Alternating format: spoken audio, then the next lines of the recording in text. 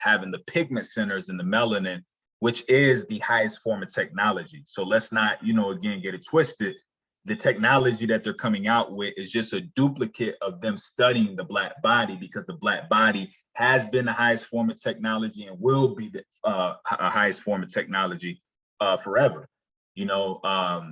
And again, it's all in reference to just understanding that the body works off electricity, the body works off electromagnetism. So when we can begin to go outside and spend more time out in the sun, begin to put our feet in the grass and charge ourselves, eat electric foods, work out, build the muscle, all of these things, but begin to see it from an electrical engineering perspective, then that gives us our power back, because now we understand that we're attached naturally to a galactic center, to a universal concept in reference to the universe being, you know, electromagnetism, and that we have the capacity to absorb all of that. So the primordial waters is just that. It's empty space. It's space, it's reality and light that we cannot see, that we have the capacity to interact with. So, you know, they deified the space in Kemet. They deified it. So they had a total of 8 deities, which is what the Ogdoad means. The Ogdoad means 8 deities. And they deified these eight deities to represent blackness. So if you see Nunet, which represents a dual perspective, feminine and masculine, Nunet would be equivalent to the primordial water or chaotic waters, because we're swimming in water, a more refined version of light, a more refined version of water. You got Amunet, which is the Numano and phenomenal. Then you got Het and Het, which is the infinite and finite. Then you got Keku and Keket, which is the primordial darkness and light. So you got this dual aspect of reality. And, you know, I spoke about this again in the first class in reference to understanding that, you know, we are made up of, you know, all the laws, 7 Hermetic universal laws that we all talk about in reference to the law of polarity, the law of rhythm, the law of correspondence. But what actually initiated all these laws was the law of vibration. Now, prior to light, it was just darkness, but light has to be housed back in the blackness to know itself. So by them understanding that principle, they understand as well that we're always tapped into the primordial waters by way of oscillation, by way of vibration. So as the body vibrates, as the body oscillates, we are actually flickering in and out of existence as we are sitting here. But it's happening so fast, we can't see it. And that's the essence of what they're talking about with light moving, you know, when they say moving at the speed of light. That's what they're talking about. They're talking about the essence of what we're made of, which is in reference to the atoms. By way of the law of vibration, we're constantly flickering in and out of existence. So we're tapping into the source, then tapping back out to the physical world, tapping into the primordial waters of noon, and tapping back to the physical world, tapping back into but it's happening so fast we can't visibly pick it up. But as we tap back into the primordial waters of noon, we're actually upgrading the universe. We're upgrading the primordial waters of noon. We're upgrading the waters that we exist in. So that's why it's our duty to understand, as we exist within the primordial waters of real time, while we sit here in this physical reality, our job is to take on certain levels of information, because as we're constantly flickering in and out of existence, we're upgrading the universe with the new information that we're impending on ourselves in this physical reality. And that's how you naturally raise the harmonic resonance within your personal reality. Because again, you create a reference point for the universe to deliver an equal amount of opportunities and experiences based on the level of information that you're taking in. So your ancestors understood that science, and this is what they're talking about in reference to the Ogdoad. The Bible says, at the beginning was darkness, came light, but they're just speaking about an aspect of an oscillation that takes place by way of the law of vibration. Because when light came from darkness, there was a disturbance, and that disturbance created an oscillation or a polarity. So this is why after the law of vibration, you get the law of duality, then you get the law of rhythm, which is 2 things. Then you get the law of gender, which is 2 things. You get the law of correspondence, which is 2 things. The law of polarity, which is 2 things. But prior to all of that, it was darkness. But what initiated light to come from the darkness was a disturbance, which is the law of vibration.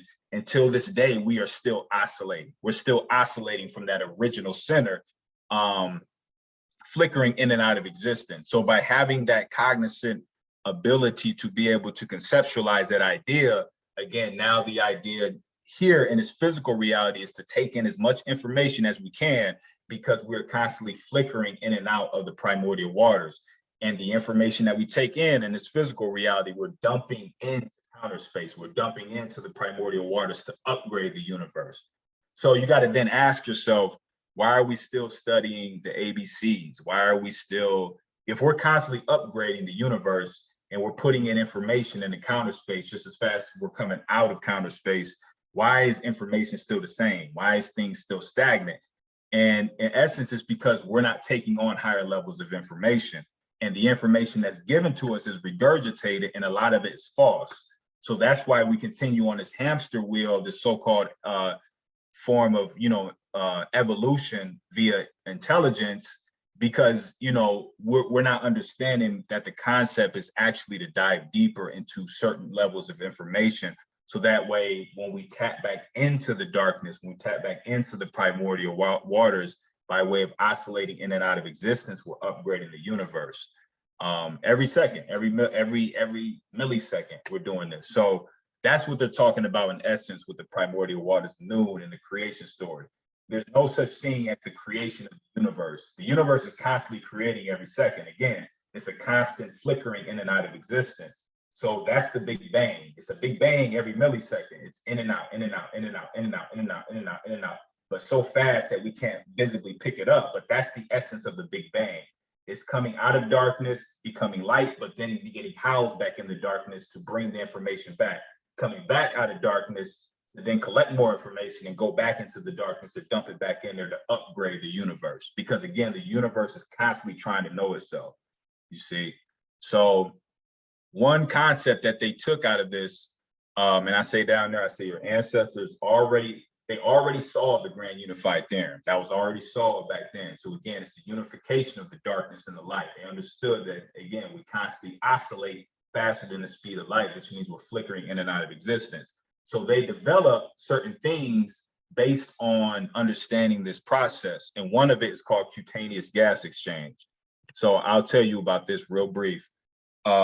Cutaneous gas exchange. So if you pull it up in Google, this is exactly what you see. But if you notice in the creation story right above in the picture, there's 4 deities with frog heads. So then you got to ask yourself, like, why did they use frog heads? Like, what was the meaning of using frog heads? Well, they were talking about cutaneous gas exchange. And I'll read what that is. Cutaneous respiration or cutaneous gas exchange, sometimes called skin breathing, is a form of respiration in which gas exchange occurs across the skin or outer integument of an organism rather than gills or lungs. So frogs perform skin breathing. And you notice what color frogs, you notice the majority of the color of a lot of the frogs are either black or brown or green. And that's because of the pigment. Well, again, the pigment is photoreceptive, which means it takes in a larger portion of light. But more specifically, cutaneous respiration literally means that the skin breathes. So the black body being photoreceptive, they don't tell us that our skin literally breathes. So we exchange oxygen through the skin and carbon dioxide through the skin. And they understand that when you put a black body in a hotter environment where the charge density is a lot more intense, that exchange rate quickens. So it's a quicker exchange rate. And they didn't see it as, your ancestors didn't see it as oxygen and carbon dioxide. They seen it as information. So they understood the body, not only through the nose and the orifices and the mouth, etc., was breathing in oxygen, but also your physical body is breathing constantly. It's exchanging information, again, with the primordial waters of noon, with counter space. But they understand too, when you put a black body in a hotter environment, that exchange rate of information through the body begins to step up. And as we always say, your DNA responds to your environment. So this is where, they come into where they're talking about wanting to block out the sun and, lessen the, amount of heat that's on the planet, is because, again, they understand that the black body in a hotter environment has that exchange rate that's a lot quicker relative to the information that's coming in the body and then going back out into nature, coming back in the body and going back out into nature. This is why your ancestors were so pristine at the ability to hear tones. So even with the sun, they would name the sun based on the tone or the exchange rate through the body relative to the information that was coming to them. So based on the sound that was coming from the sun, they would name the sun based on that sound that was coming from it. The pyramids had a specific resonance or oscillation. So they heard the sound that was coming from the pyramids, and they would name the pyramids based on the sound that they were hearing. And that's how you keep the balance of the universe in totality. That's how you keep everything in harmony and balance, and the scales of my eye keep everything, in a harmonious state, in a place of homeostasis. So that is why they're using frogs in the creation story, because they're telling you exchange information all the time with counter space, what they call counter space in science today, or what they call the dielectric field, what they call dark matter, dark energy. You are physically exchanging information via the body, though. Just the body alone is doing this through cutaneous respiration, skin breathing. And even down to the Mormons, the religious group, the Mormons, they have one of the most racist statements in their holy books. And that statement is, the black skin is cursed. But in actuality, the Mormons actually got their science from cutaneous gas exchange by understanding that the body has an exchange rate of information based on putting the body in a hotter environment. So these religions understand your sciences. They understand how your body works. And like I said, the technology that is coming out today is all in reference to studying specifically the melanated body. So I just wanted to, hone in on that. And before I continue, though, does anybody have any questions?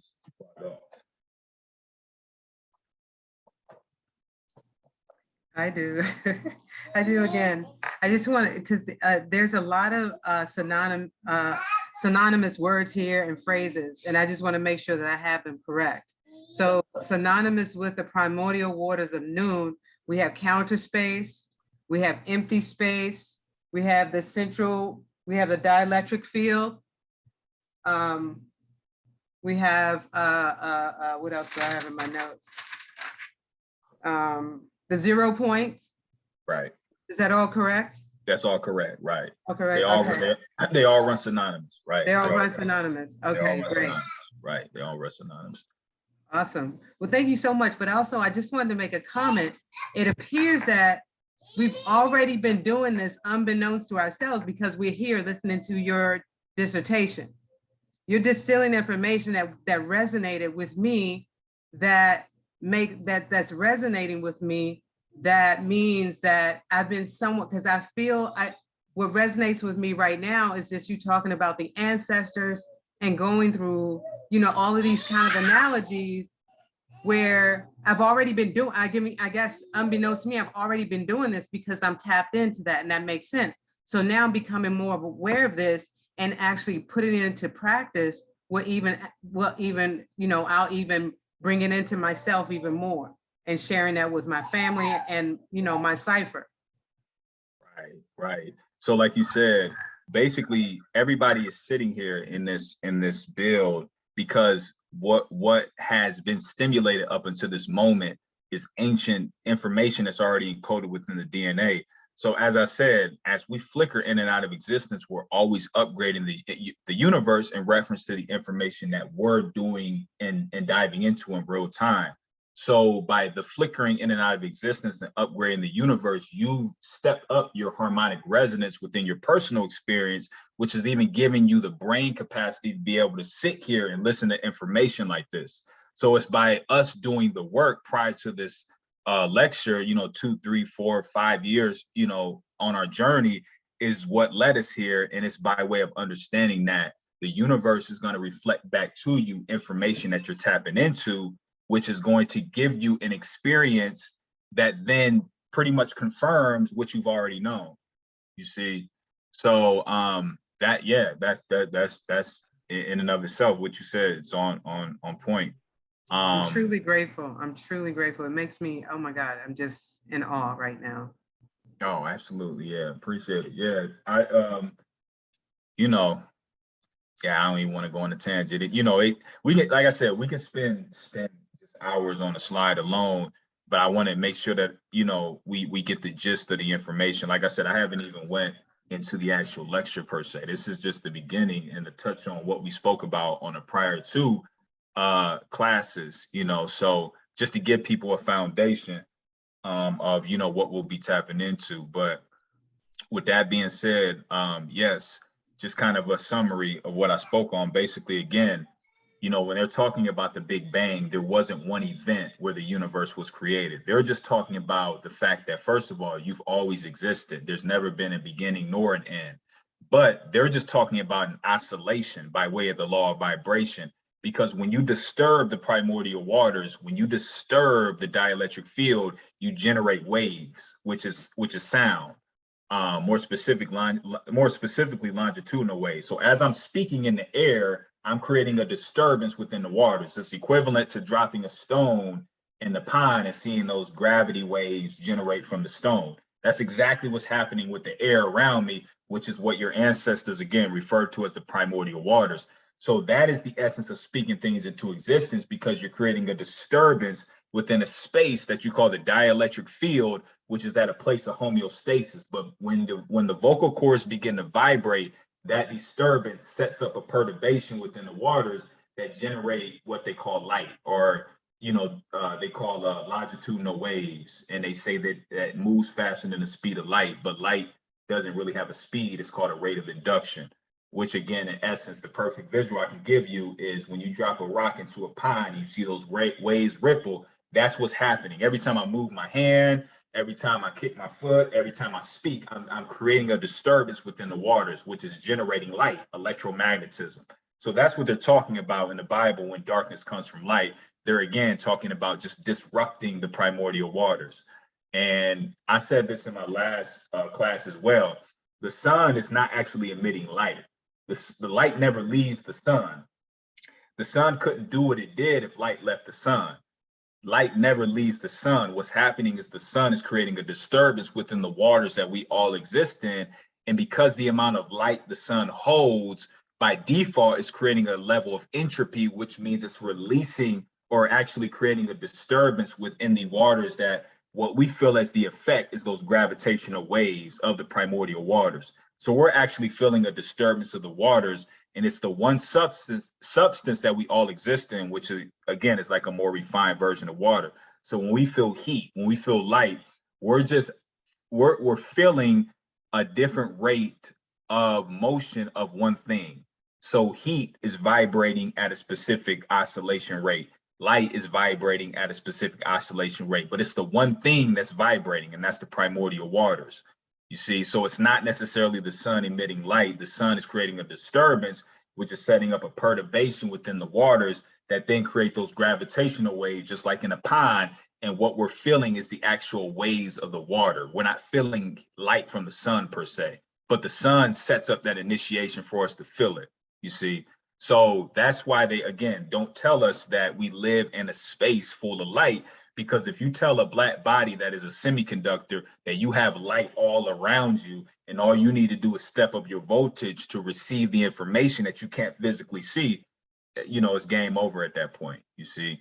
So that's why they create this illusion that everything on the outside of us is separated, when in essence, we all, again, exist within the primordial waters of noon. And we actually have the capacity to manipulate space, to manipulate the sun by way of, again, understanding the mechanics of the waters that we exist in and creating those waves that reach to the sun faster than the speed of light if we were doing a certain, disciplines in our personal reality. So, yeah, that's the essence of the primordial waters of noon. So another thing, really quickly. So is that the reason why it's called the chaotic waters as well, because of the disturbance? Because of the disturbance. Because of the disturbance.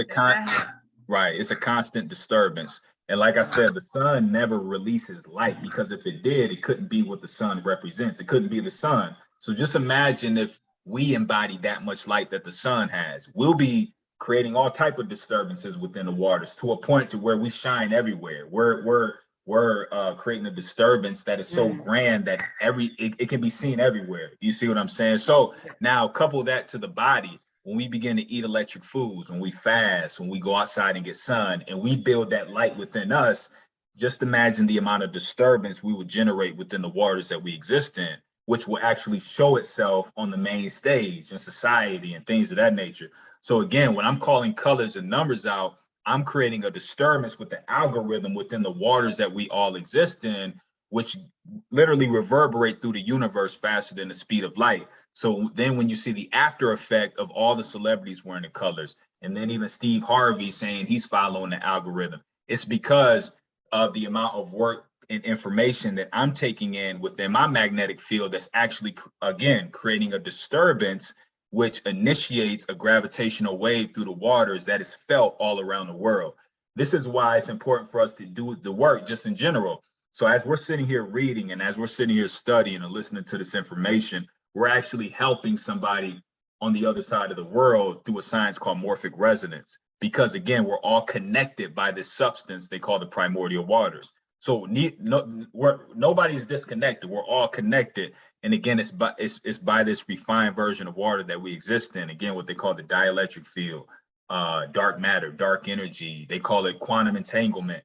They give it all these names, but it's very simple. We just live in a refined version of water that connects us all. And once we can understand this, then we again have the capacity to do telepathy. The same thing our ancestors were doing. We have the capacity to, hear things clear across the world because we understand that all we need to do is manipulate the mechanics of the water that we exist in to generate those waves that move faster than the speed, having the pigment centers and the melanin, which is the highest form of